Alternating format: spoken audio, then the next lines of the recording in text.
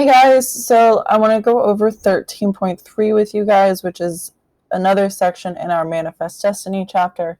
And this section discusses the war with Mexico.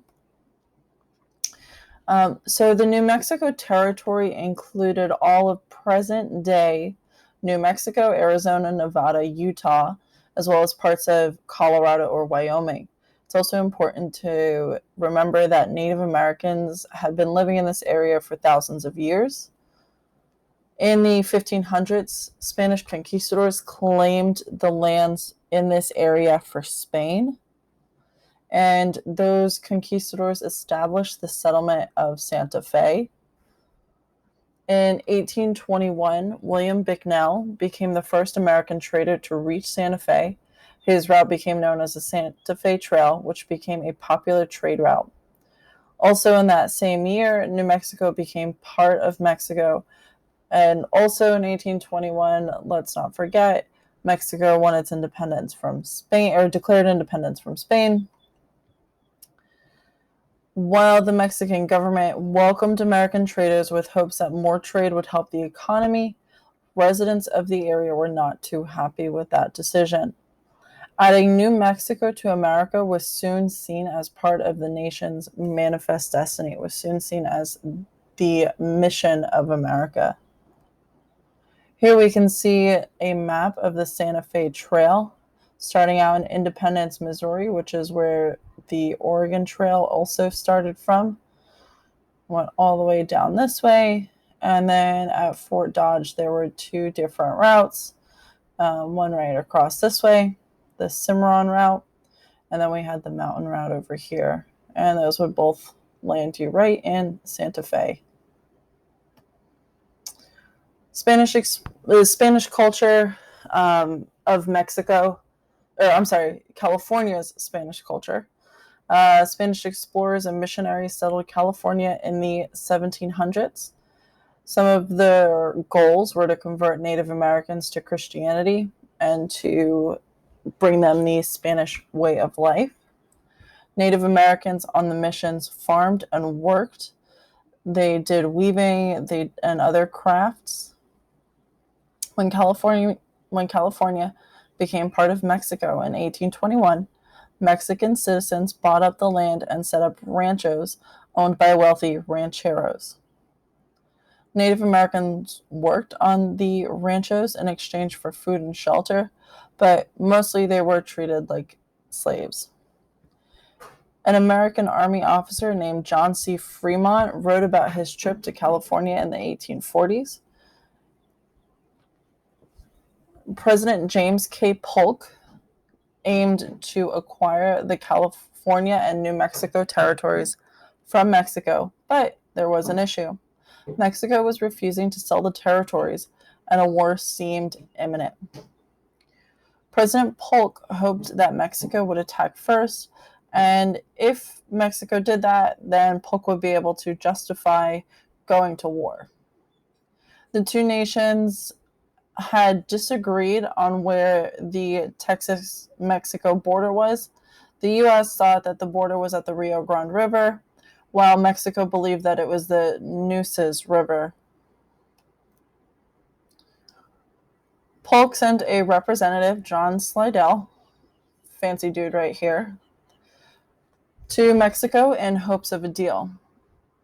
$30 million was offered for California and New Mexico, with the condition that Mexico agreed that the Rio Grande River was the Texas-Mexico border. Mexico said no and stated that they would attempt to reclaim Texas for themselves.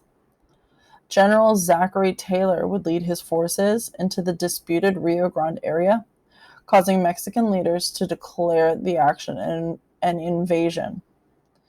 On April 25th, Mexican troops attacked Taylor's initial forces, and by May 13th of 1846, Congress had passed a declaration of war against Mexico.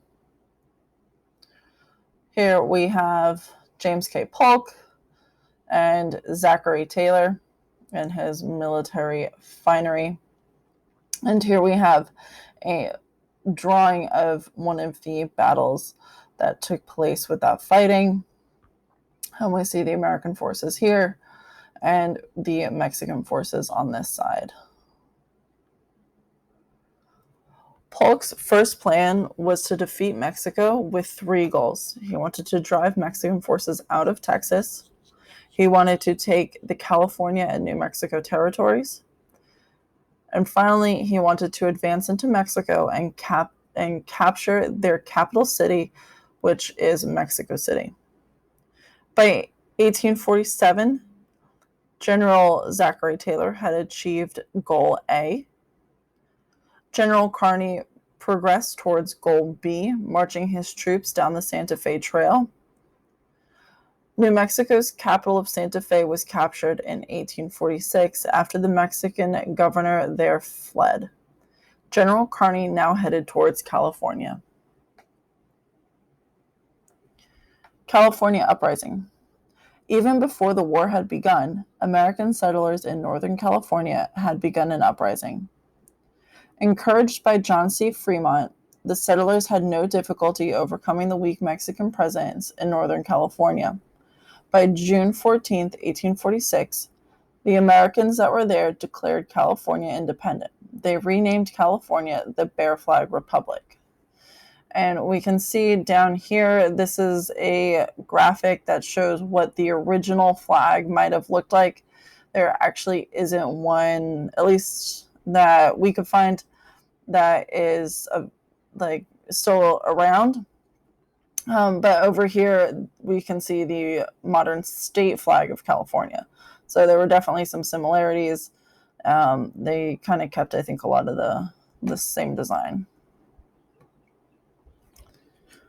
Within a month of the Bear Flag Republic's existence, American warships arrived at the ports of both San Francisco and San Diego. The Republic was quickly claimed for the United States. With Mexico hesitant to surrender, President Polk sent General Winfield Scott and his troops into Mexico City. The American troops landed in the port of Veracruz, and within 3 weeks were able to successfully capture the city. By September of 1847, 6 months after General Scott's forces had landed in Veracruz, Mexico's capital was officially captured. President Polk's plan for the war had been a successful one.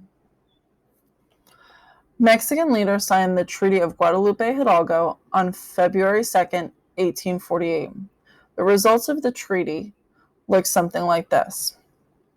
The U.S. got 500,000 square miles of territory, which is now the states of California, Nevada, Utah, a lot of Arizona, and a lot of New Mexico, and parts of Colorado and Wyoming.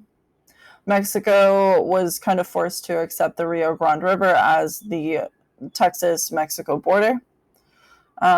Mexico did get $15 million, and the United States assumed, or they kind of took over, $3.25 million in debts that the Mexican citizens had owed U.S. citizens. In 1853, the United States would complete the Gadsden Purchase, which is right down here, and that completed the continuous border of the United States.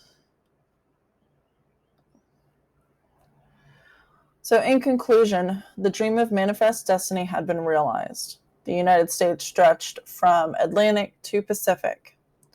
But would these new lands become slave states, or would they become free states? Questions like these would lead the country towards another violent and unfortunate conflict.